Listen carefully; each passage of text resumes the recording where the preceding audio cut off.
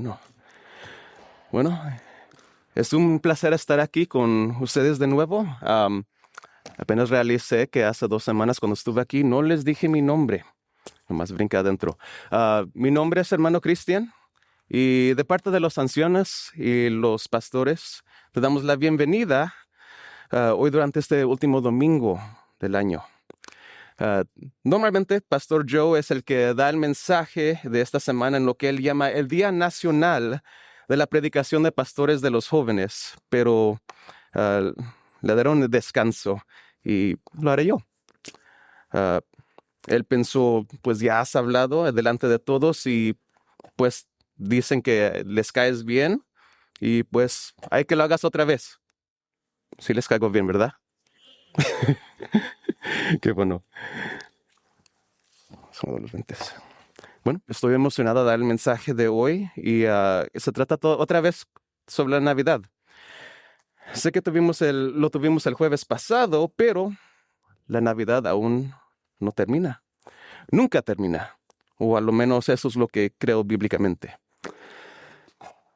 Sí, lo sabemos históricamente que Jesús probablemente nació más cerca de abril, si no tal vez entre ese tiempo y septiembre. Como saben, a través de la historia y de muchos movimientos políticos, la Navidad se fijó en el 25 de diciembre, junto con otras festividades paganas que pasaban cerca de ese tiempo. Sabemos todo esto, pero había un propósito detrás. Se había un día en que debíamos ser más como Cristo. Ese día debería ser el 25 de diciembre. Y ese día debía darnos un impulso de energía, un recordatorio de nuestra esperanza. Y esa esperanza se cumplió. Así que podemos continuar con ella en el año nuevo. La Navidad aún no ha terminado, ni siquiera en la narrativa bíblica. La historia de Navidad es solo el primer capítulo de la historia. Hemos leído capítulos 2, 3, pero todavía queda más. ¿Qué significa eso? Que la historia aún continúa hasta hoy. La Navidad aún no ha terminado. Y es una historia tan hermosa. El ángel que se acerca a María, José decidiendo no divorciarse de ella, confiando en el Señor. El viaje a Belén debido a lo que estaba sucediendo políticamente en todo el imperio romano. La estrella que se vio, los ángeles que se acercaron a los pastores, los reyes magos, los pastores que vieron al Mesías, Jesús, Dios, el Rey de Reyes, nacido en un pesebre para que pudiéramos reconectarnos con Dios. Es una historia hermosa, pero siempre parecemos detenernos ahí. Y aquí está la realidad. Como humanos, olvidamos fácilmente seguir adelante. ¿Esperamos algo? Estamos tan emocionados que no podemos esperar a que suceda. Entonces, la esperanza se cumple y la experimentamos. Estamos agradecidos y decimos que vamos a cambiar, como una promesa para el año nuevo. Voy a leer la Biblia más, voy a orar más, voy a regresar al gimnasio, voy a cuidar mi bienestar mental. Pero entonces al día siguiente, o tal vez una semana o un mes, ¿qué sucede? Lo olvidamos. Sabemos esto históricamente porque no nomás ha ocurrido en nuestras vidas, pero hasta lo pasa en la historia del mundo. Estoy seguro que Pastor Joe se los hubiera contado a ustedes antes, y estoy seguro que algunos lo saben, pero que no es la primera vez que lo han oído. Pero sucedió en la Primera Guerra Mundial esta historia. Se llama la Tregua de Navidad. Permítanme describirles la situación. La Primera Guerra Mundial, el amanecer de la era de la guerra moderna. Y los alemanes construyeron trincheras a lo largo de kilómetros. Apuntaron sus armas a los aliados, que en esta historia consistían de los escoceses, los británicos y los franceses. Ambos bandos se apuntaron mutuamente y fue la guerra más horrible y brutal que la humanidad haya visto hasta ese momento. También a ese tiempo lo consideraban la guerra que terminará todas las guerras. Violencia, tragedia. La guerra parecía no tener fin y los hombres esperaban el día que la guerra terminaba. Llega la Nochebuena y ambos bandos dijeron, oye, para el día de Navidad hagamos una tregua. En este caso, eso era que simplemente no se iban a disparar uno al otro durante ese día. Ambos grupos aún respetaban la Navidad, respetaban a Cristo. Así que aproximadamente a la medianoche de la Nochebuena, los cañones cayeron. Había un cantante de ópera del bando aliado, y quizás por el deseo de celebrar el día o tal vez tenía nostalgia, empezó a cantar Santa la Noche. Como un cantante de ópera, lo cantó en voz alta y con belleza. Pues imagina, las trincheras estaban en silencio. Los soldados tenían fuegos encendidos y estaban atentos a cualquier ruido. De repente, en tierra de nadie, se empieza a escuchar a alguien cantando en alemán. Hubo un momento de hermosa unión cuando un soldado del bando aliado se puso de pie y con las manos al alto empezó a caminar por tierra de nadie. Los soldados alemanes, al ver que no sabían lo que estaba pasando o si era trampa, no sabían lo que les esperaba. Así que todos pues subieron sus armas otra vez. Pero un soldado alemán, al ver al soldado aliado caminando desarmado, pensó que tal vez sabía algo más a esto. No, no, él tiene las manos alzadas. ¿Será un truco? ¿Se están rindiendo? Está nevando, hace frío. Así que tal vez se acabaron las provisiones. No era raro que cosas como esta sucedían. Así que el soldado alemán sale y se encuentra con él en medio de la tierra de nadie. Y en su mal alemán, el soldado aliado le dice, hoy todos somos hermanos. Esta noche todos somos amigos. Tengamos paz hoy juntos. Otros soldados de ambos bandos salen de las trincheras y comienzan a reunirse en el medio. Comenzaban a estrecharse las manos, dar pequeños regalos de chocolate, raciones, cigarrillos y borbón. Comenzaron a celebrar la Navidad juntos. La esperanza se cumplió. La guerra terminó por ese día. Jugaron al fútbol juntos. En caso que dudes de esta historia, sí hay evidencia fotográfica de esto lo que pasó. En medio de la destrucción, el día de Navidad, la esperanza se cumplió. Ahora, en muchos casos, terminaríamos con el cuento ahí, ¿verdad? Porque no terminaron en una buena nota. Pero la realidad es que las cosas no siempre terminan así en este mundo. A la medianoche del 25 se dio una orden y al 26 empezó la lucha otra vez. Habría sido bueno que la guerra hubiera terminado en ese día, pero no fue así. No terminaría hasta dentro de varios años. ¿Por qué hacemos esto como humanos? Lo que mencioné es un gran ejemplo, pero seamos sinceros, honestos.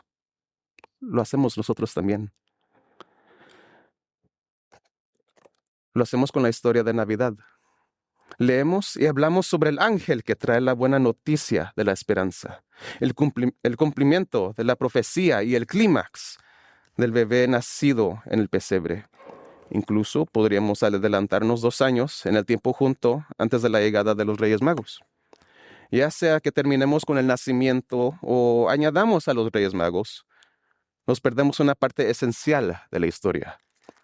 Olvidamos que este es solo el primer capítulo de la historia de Navidad. Espero que podamos romper esta cadena más pronto que tarde. No sé en tu familia, pero empezamos a celebrar la Navidad después del Día de Acción de Gracias. Intentamos darle tiempo a cada festividad. Empezamos a comprar cosas durante Black Friday, la versión americana del Buen Fin, o cuando hay un descuento, pues buenísimo. Empiezan a llegar los paquetes de Amazon y esperamos con ansias este día. Si eres abuelo o padre, sabes que intentas que todo salga genial para tus hijos, para que tengan un día maravilloso. Puede que venga la familia, intentas organizar y coordinar todo. También intentas apaciguar a todos para evitar dramas familiares. Y todos sabemos cómo se va eso. Pero lo intentamos de todos modos. ¿Para qué? Por un día la esperanza se cumpla, todos se lleven bien y haga buena voluntad entre todos. Luego llega el 26, y ¿cuántos de nosotros decimos, me alegro de que haya terminado? Aunque fuera un día, ¿por qué lo hacemos? ¿Por qué nos negamos a llevar lo bueno con nosotros? Estamos tan absortos en intentar llegar a lo siguiente, ya sea algo bueno o malo, no nos tomamos el tiempo suficiente para saborear lo que Dios nos ha dado. Incluso en la narración de la historia de Navidad, aún no ha terminado. Así que, si tienen sus Biblias, abran a Lucas capítulo 2, versículos 22 a 40. Y cuando lo encuentren, si pueden dar un amén, por favor.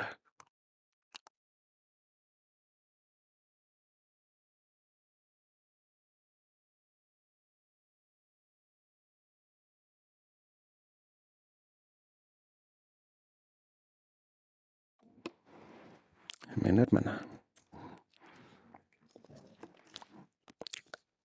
Les doy unos momentos más y voy a continuar.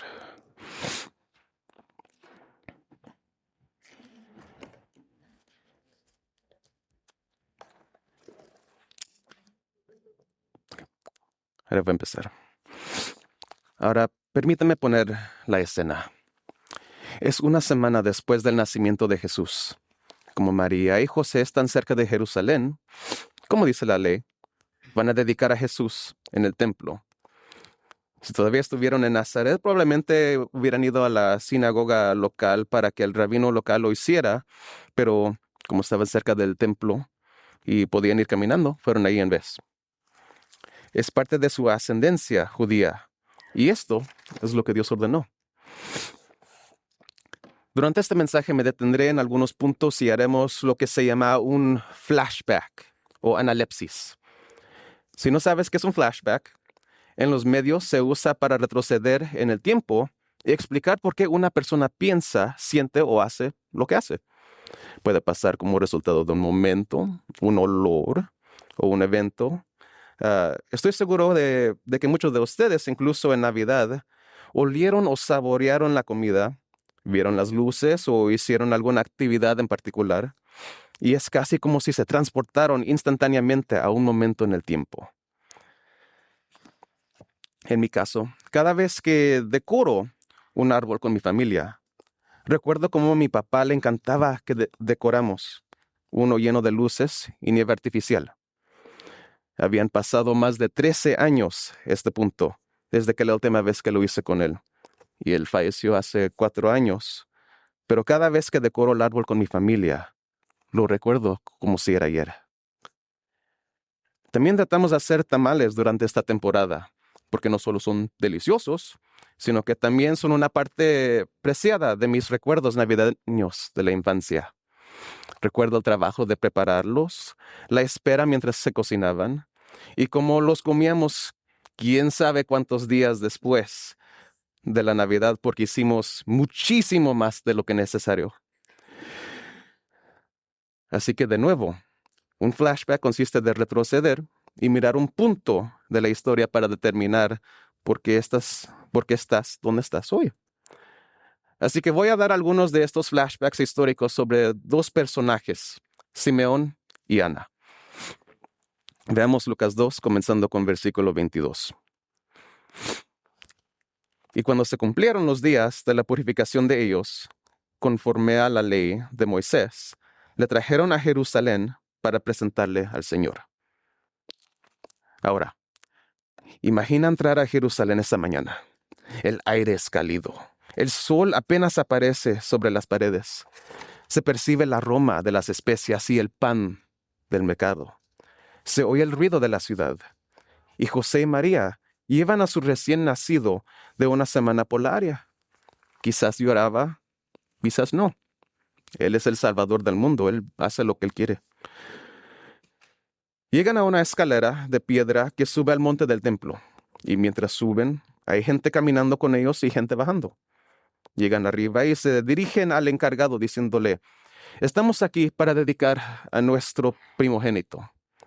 El encargado los lleva a un lugar donde muchas veces este era el trabajo de los sacerdotes mayores, aquellos que ahora no pueden hacer tanto por su edad, pero aún sirven fielmente al Señor. Traen a Jesús y un sacerdote mayor se acerca, y justo aquí, en los versículos 23 y 24, como está escrito en la ley del Señor, todo varón que abriere la matriz será llamado santo al Señor. Y para ofrecer conforme a lo que se dice en la ley del Señor, un par de tórtolas o 2 palominos. Así que, siendo pobres, José y María probablemente trajeron eso. Y si lees Levítico 12, se habla de los primogénitos siempre eran considerados del Señor. Casi como si el Señor estuviera preparando algo allá en Levítico, ¿verdad? Como José y María eran pobres, probablemente trajeron 2 tórtolas, lo cual es irónico porque llevaban el cordero con ellos. Versos 25 y 26. Y he aquí, había en Jerusalén un hombre llamado Simeón. Y este hombre, justo y piadoso, esperaba la consolación de Israel. Y el Espíritu Santo estaba sobre él. Y le había sido revelado por el Espíritu Santo que no vería la muerte antes que viese al ungido del Señor. Esto es muy importante y quiero centrarme en la palabra consolación. Paraklesis es lo que encuentras al mirar el griego. Y eso significa consuelo, consulta y exhortación. Pero es una combinación de palabras. Permítame darle una analogía. En tu trabajo, tu jefe te despide injustamente. No merecías ser despedido, pero aunque pasó. Entonces, imagina que estás triste, estás enojado. ¿Y qué vas a hacer? Vas a ir a casa o a otro lugar y probablemente te sentarás ahí y simplemente contemplarás lo que te pasó.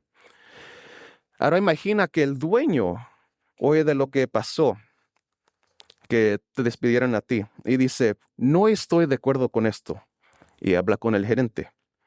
El dueño dice que cometió un error y quiere saber dónde está la persona despedida. Bueno, no me devuelve las llamadas, así que me encargo él. El dueño va a tu casa y se sienta contigo en la porche o la sala. Y el dueño, con su sabiduría, valida tus sentimientos. Sabes que tienes todo el derecho a estar enojado. Y siento mucho que esto te ha pasado. Esto no estuvo bien. Y si el dueño, se levanta y se va, lo que hizo es consolarte. Pero ¿qué si el dueño hizo más que eso? El dueño no solo cuidó tus sentimientos, sino que te devolvió tu trabajo y sobre eso te dio un aumento de pago. Con ese ejemplo podemos decir que la consolación de Israel significa no solo reconocer la tragedia que sucedió, sino también levantar y restaurar al propio lugar. Eso es lo que significa esta palabra. Esto es importante porque Simeón y otro personaje que va a aparecer pronto, Ana, probablemente tenían más de 80 años y vieron mucho. Así que veamos el primer flashback. Ana tenía 84 años en el momento del pasaje. Así que vamos a ir para atrás en el tiempo hasta cuando podrían haber tenido entre 5 y 10 años. Esto situaría la época entre la 64 y el 40 AC, cuando eran niños y vivieron durante la Guerra Civil Judía. No fue la única que tuvieron, pero esta en particular fue una guerra muy política entre 2 facciones religiosas, los fariseos y los saduceos. Los conocen, ¿verdad? Pues durante este tiempo estaban en guerra. Quienes seguían cualquiera de las 2 mentalidades luchaban por toda Judea sobre preguntas como ¿quién debía ser el sumo sacerdote? ¿Quién debía controlar el Sanedrín? Y otras cosas. El problema es que mientras estaban en guerra, otra guerra se desarrollaba y se extendía rápidamente hasta donde ellos se encontraban. Había otra persona importante que cruzaba el Mediterráneo. Se llamaba Julio César. Y la nación de Roma conquistaba diversas zonas circundantes como Turquía y los Partos. Había un general llamado Pompeyo. Pompeyo avanzaba, derrotaba a los partos y descendía sobre Turquía. Los judíos no prestaron atención debido a lo que estaba ocurriendo adentro de su área hasta que Roma llegó a sus puertas. Al igual que algunos libros y en televisión, los políticos judíos de ese tiempo se dedicaban a traicionarse y apuñalarse por la espalda repetidamente. Mientras estaban demasiado ocupados, luchando entre sí, llegaron los romanos y Pompeya terminó atacando el monte del templo. Por un momento el pueblo judío dejó al lado sus diferencias e intentó luchar contra Roma. Pero Pompeya llegó al monte del templo y unos 12,000 soldados murieron ese día. Con la zona del templo invadida, la ciudad quedó perdida. Pompeya, en su haber, ordenó la purificación del templo según sus tradiciones, ya que, al igual que la tradición alejandrina, permitían que la gente se quede con su religión. Pero Roma ahora estaba al mando de Israel. Es muy posible que Simeón y Ana perdieron hermanos, padres, amigos y familiares ese día. Debido a todas las traiciones y problemas, el linaje real se redujo a una sola mujer. Y debido a maniobras políticas, un joven general político llamado Herodes, ahí está otro nombre, árabe y sin ascendencia judía, fue elegido para casarse con ella.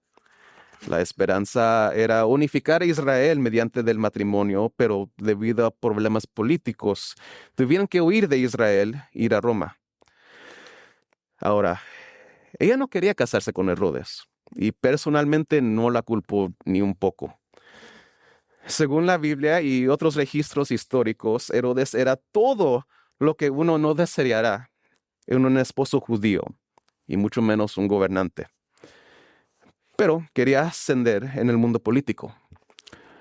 La mujer fue a Roma con la esperanza que el Senado romano la nombrara reina de los judíos. Pero desafortunadamente Herodes sí le adelantó y estaba planeando todo sin su conocimiento.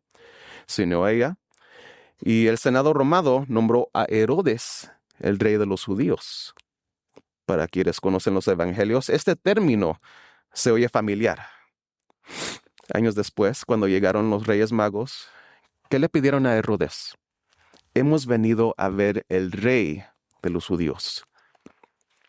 Así pues, Herodes regresó a Israel con un batallón romano a su lado, y como Roma estaba atravesando otra guerra civil con Cleopatra y Marco Antonio, Israel estaba bajo asedio de nuevo.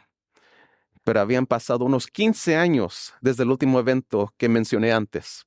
Esto significa que Simeón y Ana probablemente estaban entre el 15 y 25 años. En ese momento, Simeón sería considerado un sacerdote y rabino en prácticas. Y hay buena chance que Ana se había casado recientemente, probablemente con un guardia real. Justo cuando parecía que la vida comenzaba a mejorar, Jerusalén fue atacada de nuevo. El esposo de Ana probablemente murió, dejándola viuda. Mientras tanto, Herodes tomó Jerusalén y se erigió como gobernador con el apoyo de Roma. Y se proclama rey de los judíos, pero debido a su paranoia, terminó matando a su primera esposa y casándose con varias mujeres. Ahora no estoy refiriendo a casar, divorciar múltiples veces, sino que se casó con múltiples mujeres al mismo tiempo y tuvo un montón de hijos con eso. No ayudando a su paranoia, él terminó matando a esos niños y a otros rivales políticos.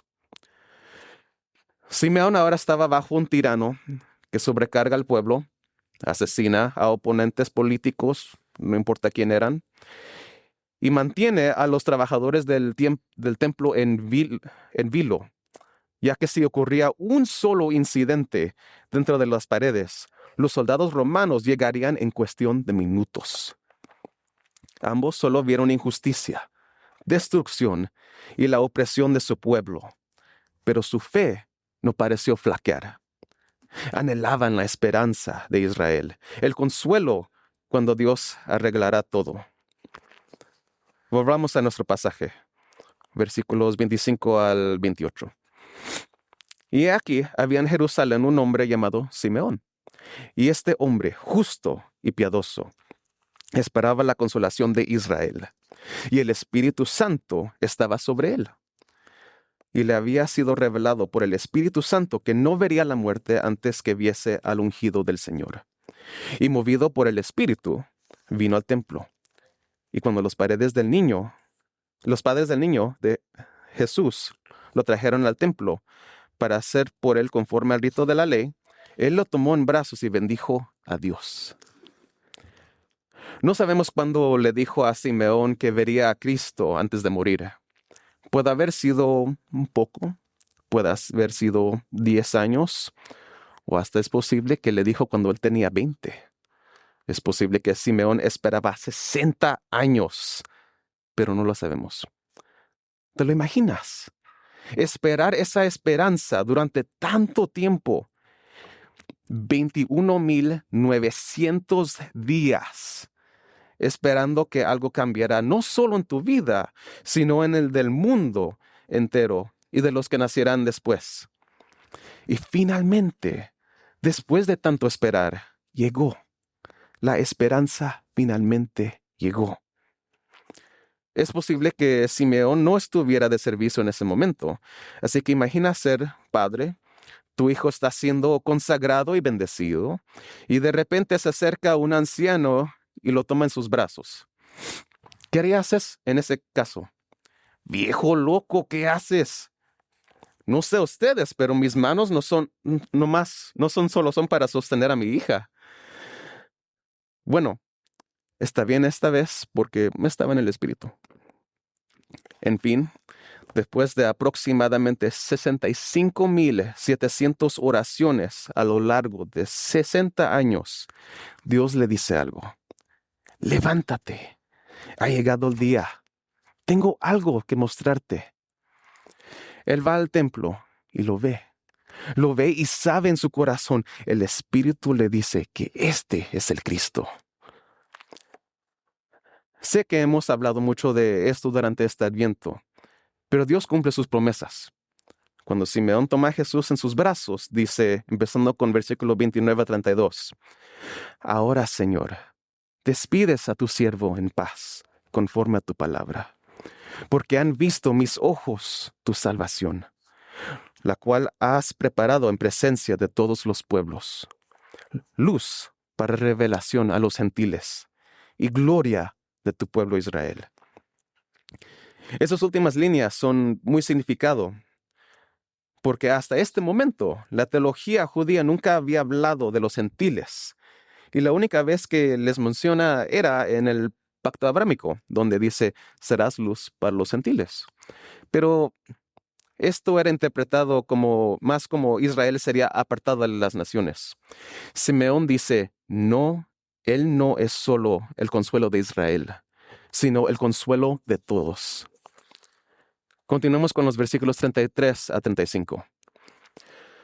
Y José y su madre estaban maravillados de todo lo que se decía de él. Y los bendijo Simeón, y dijo a su madre María, He aquí, este está puesto para caída y para levantamiento de muchos de Israel, y para señal que será contradicha, y una espada traspasará tu misma alma, para que sean revelados los pensamientos de muchos corazones. Diría que esta es la penúltima profecía sobre el Mesías. Se refiere al ministerio terrenal de Jesús y dice que cuando venga como rabino, lo trastornará todo, lo corregirá todo. Pero llegará un momento trágico. Sabemos que unos 34 años después, lo que creó que es la última profecía de Cristo fue dada por el sumo sacerdote en Juan 11:51. Esto no lo dijo por sí mismo, sino que como era el sumo sacerdote aquel año, profetizó que Jesús había de morir por la nación. La historia de Navidad era sobre la venida de Jesús para reconciliarnos con Dios y que su muerte en la cruz sería necesaria para que fuéramos restaurados, para que volviéramos a ser salvos. Simeón, por medio del Espíritu Santo, lo comprendió, pero no termina ahí. Versículo 36. Estaba también ahí Ana, profetisa, hija de Fanuel, de la tribu de Aser, de edad muy avanzada, pues había vivido con su marido 7 años después, desde su virginidad. No sabemos mucho sobre Ana. Hay diversas explicaciones por qué se la llamó profetisa, pero lo que está claro es que era una mujer dedicada a la oración y al servicio de Dios. Debemos recordar que Lucas recibió el encargo de escribir este libro. Era una biografía de Jesús. Mientras Lucas entrevistaba a la gente, el nombre de Ana probablemente se mencionaba repetidamente. Una sierva del templo no habría sido mencionada varias veces en las historias, a menos que fuera por una de 2 razones. 1, estaba loca. 2, era una mujer de fe tal que cada vez que alguien daba su testimonio sobre por qué seguía a Dios, su nombre aparecía. Es la mujer de la iglesia que siempre da abrazos. La persona que recuerdas rezando contigo cuando tenías 5 o 6 años. O la líder juvenil que te ayudó a encontrar a Cristo en un momento que estabas quebrantado y necesitabas esperanza. Creo que por lo que dicen las Escrituras y por cómo Lucas la escribió, fue una mujer de fe que ministró a todos, probablemente a nivel sacerdotal, aunque ella nunca tuvo el título. Por eso está ella ahí en versículo 37. Y era viuda hacía 84 años, y no se apartaba del templo, sirviendo de noche y de día con ayunos y oraciones. Esta, presentándose en la misma hora, daba gracias a Dios, y hablaba del niño a todos los que esperaban la redención en Jerusalén.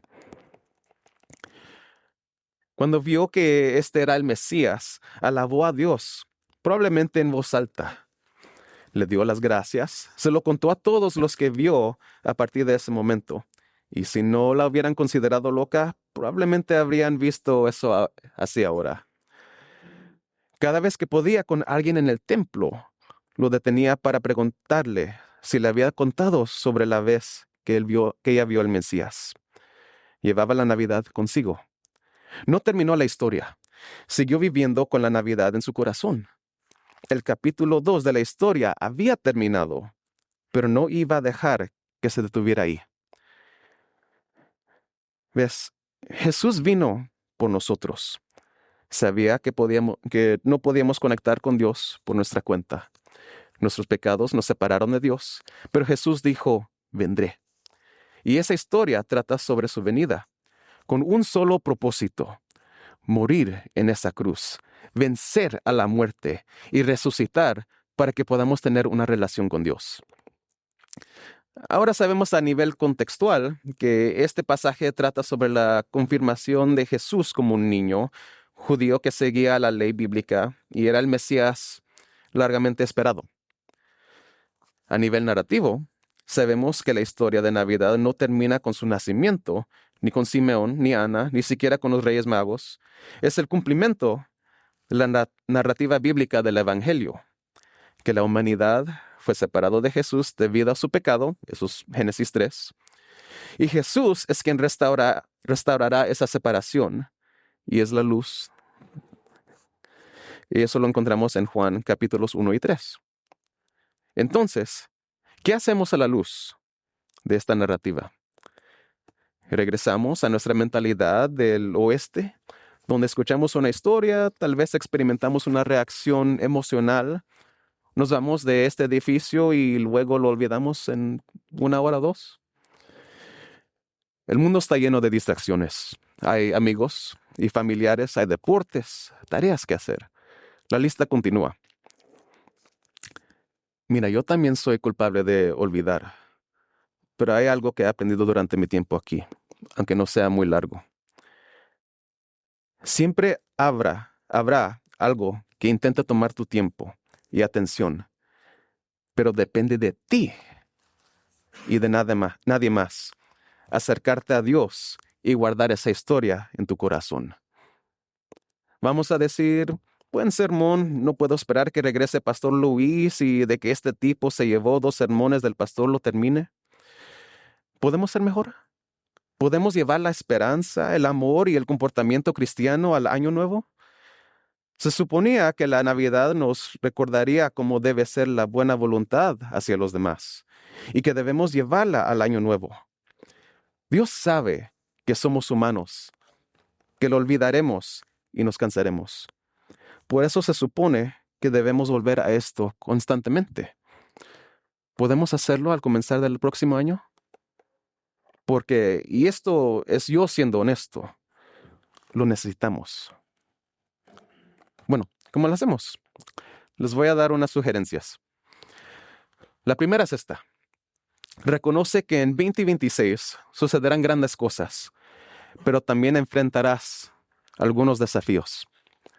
Tendrán pruebas, tribulaciones y cosas terribles. Debemos ser pacientes. Si Ana pudo esperar 84 años, nosotros podemos esperar 84 días. Si ellos pudieron perderlo todo, nosotros también podemos perder poco. Así que tengan paciencia. Si están pasando por un momento difícil ahora, los tiempos difíciles sí terminan. Ojalá que les pudiera decir cuando paran, pero yo no soy Dios. Pero sí sé que terminarán. Y ustedes se aferran a esa esperanza. Confíen en el tiempo del Señor. Quienes me conocen saben a dónde voy a llegar con esto. El tiempo de Dios es perfecto. Él está fuera del espacio y del tiempo, sabe cuándo actuar. Él conocía bien lo que estaba sucediendo con Simeón y Ana. Vio su dolor, lamentó su dolor, pero también entendió cómo debían resultar las cosas. Y les dice, tengan paciencia, yo vengo pronto. Él esperó hasta este momento de la historia porque en su omnisciencia sabe cómo deben planearse las cosas. Y lo mismo ocurre con nuestras vidas. Algunos aún nos aferramos a la esperanza de que algo cambie o mejore. Incluso con Cristo, sigan aferrándose a esa esperanza. Y mientras lo hacen en sus momentos de quietud, incluso cuando las cosas parezcan más difíciles, revisen lo que Dios ha hecho en su vida hasta este momento. Sí, estoy en el medio de este desafío y este dolor, pero Dios me ayudó a superarlo. Dios me ayudó a superar lo otro. Todavía tengo mi familia, todavía tengo mis hijos, o tengo un amigo. Y si piensas, hermano Cristian, no se me ocurre nada, todo es horrible. Si no se te ocurre nada más, haz esto. Vienes a... Esta es una actividad de grupos, o si expecto que ustedes lo hagan. 100%, ¿eh? Ahora respira hondo. Y luego exhala. Sigues vivo. Tienes un propósito. Dios tiene una razón para que estés en este mundo. Él está contigo en tu tiempo devocional. Recuerda las promesas que Dios ha hecho. Agradece lo poco que tienes y luego pide fuerza para seguir adelante. Para eso vino Cristo. Él dice, estoy aquí para reconectarte. Estoy aquí para ayudarte. Estoy aquí para ayudarte a seguir adelante. No digo que las cosas serán fáciles. Algunos de ustedes pasarán por momentos difíciles del principio al fin. Pero les recordará una promesa que Dios les dio. Y he aquí, yo estoy con vosotros todos los días hasta el fin del mundo. Mateo 28:20. No importa lo que la vida te tire, Él está contigo. Segundo, ¿cómo llevas la Navidad contigo al Año Nuevo? Sé como Ana, agradecida y cariñosa. Sirve a los demás mientras esperas. Si estás pasando por un momento difícil y no ves solución, entonces sirve a los demás aunque. ¿Sabes qué es interesante? Vi que incluso con Jesús, cuando caminaba entre nosotros. ¿Cuántas veces en las Escrituras se retiraba a un lugar humilde para orar? Hasta Jesús necesitaba tiempo para estar con Dios. Hasta Él necesitaba un descanso de todos. No hay vergüenza en eso. Pero luego las Escrituras dicen, y al ver las multitudes, tuvo compasión de ellas, porque estaban desamparadas y dispersas. Y después lo que hizo, ministró a ellos. Así que sea como Ana en su dolor. No digo que ella no tenía cosas que resolver. Con todo lo que le sucedió, no puedo verla viviendo sin teniendo un tipo de trauma. Estoy segura que ella reflexionó sobre ello, se lamentó, pero eligió servir al Señor. Así que sirvan a los demás. Estén en el servicio, pero cuando vean que la esperanza se cumple, no se amarguen. Y repito, esto también aplica a mí. Les daré un ejemplo. En los últimos 4 años hemos pasado por una serie de, mi familia, una serie de eventos tristes y desafortunados. Perdimos familia, perdimos amigos y muchas cosas han pasado mal en nuestro hogar. Por la gracia y la ayuda de Dios hemos superado cada momento, pero también Dios nos ha cuidado y nos ha bendecido con mucho.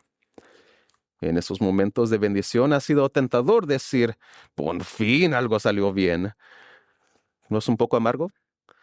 ¿No sería mejor en esos momentos a decir, alabado sea Dios porque nos ha cuidado? Eso es mucho mejor para el corazón y el espíritu que mostrar amargura. Eso es lo que intento comunicarles. Cuando finalmente suceda algo bueno, no se amarguen. Ya era hora que me dieras un regalo. Ya era hora que te presentaras. No, eso no es bueno ni para ti ni para nadie más. Es gracias, Señor. Gracias por cuidar de mis necesidades y las de mi familia. No dejes que la amargura te domine. Eso te quita la gratitud cuando llega la esperanza. Ana y Simeón no se dieron por vencidos. Vieron el Mesías después de todo lo que pasaron y estaban llenos de gozo. No dejes que la amargura te gane. Y finalmente, cuéntalo con valentía a los demás. Simeón no solo fue a hablar en voz baja con Jesús, lo dijo en voz alta. Ana, después que María probablemente le arrebataba a Jesús, se fue y les dijo a todos, el Mesías ha llegado, el Mesías ha llegado. Deberíamos hacer lo mismo, ya sea por Jesús que murió por nuestros pecados, o cuando algo por lo que hemos estado orando finalmente se hizo realidad. Deberíamos decirles a los demás, he estado orando por esto y el Señor me ayudó. Estoy muy agradecido. Al hacer estas cosas, llevas la Navidad contigo al Año Nuevo. Debemos recordar que la Navidad es más que una simple festividad. Es la fecha en la que recordamos que la esperanza se cumplió y cuando Jesús, siendo aún pecadores y separados de Dios, vino y restauró nuestra relación con Dios al sacrificarse en la cruz y versar a la muerte. Podemos fortalecer nuestra esperanza y la de los demás recordando por qué esta época del año es tan especial. Hablando de Cristo, sirviendo a los demás en nombre de Cristo y amando a los demás en el nombre de Cristo. Antes de concluir, quiero dejarles una cita de la consejera de duelo, Lisa Apelo. Ella era una mujer que de repente se convirtió en viuda y madre soltera de 7 hijos, y aprendiendo a apoyarse en Dios para navegar una vida que nunca pensó que encontraría. Espero que sus palabras resuenen en sus corazones sobre este tiempo y el año que viene. Obedezcan como José. Ríndase como María. Oren como Zacarías. Alegren como Elizabeth. Esperen como Simeón. Den gracias como Ana. Regocíjense como los pastores y adoren como los Reyes Magos. Oremos. Padre Celestial, te damos gracias por este día, por la oportunidad de reunirnos y celebrar. Señor, te damos gracias porque la Navidad no es solo una vez al año, sino algo que dura todo el año. Ayúdanos a recordarla, ayúdanos a vivirla. Recuérdanos ser agradecidos. Ayúdanos a ver dónde estás obrando, a confiar en ti y no en nuestras propias fuerzas, y a ser pacientes. Ayúdanos, Señor, al entrar el año 2026. No sabemos qué nos va a pasar, pero en medio de los buenos y los malos momentos, te rogamos, Señor, que nos des la sabiduría, la fuerza y un comportamiento cristiano para seguir adelante. Te amamos y te damos gracias. En tu precioso nombre. Amén. Gracias por estar en la sesión de la transmisión del servicio dominical de New Life Community Church. Esperamos que haya disfrutado el sermón y que le haya ayudado a comprender al Dios al que servimos, cómo interactuar amorosamente con las personas que lo rodean y tal vez le haya dado una mejor comprensión de sí mismo. Si desea saber más sobre New Life, visite newlifescottsdale.org. Encontrará más información sobre nuestra iglesia, actividades, eventos y sermones anteriores. También puede donar al ministerio de New Life haciendo clic en el botón que dice Donation o Donación en la esquina superior derecha. Una vez más, le agradecemos su apoyo. Recuerda hacer clic en el botón Me gusta y suscribirse. Que Dios te bendiga a ti, a su familia y a su semana.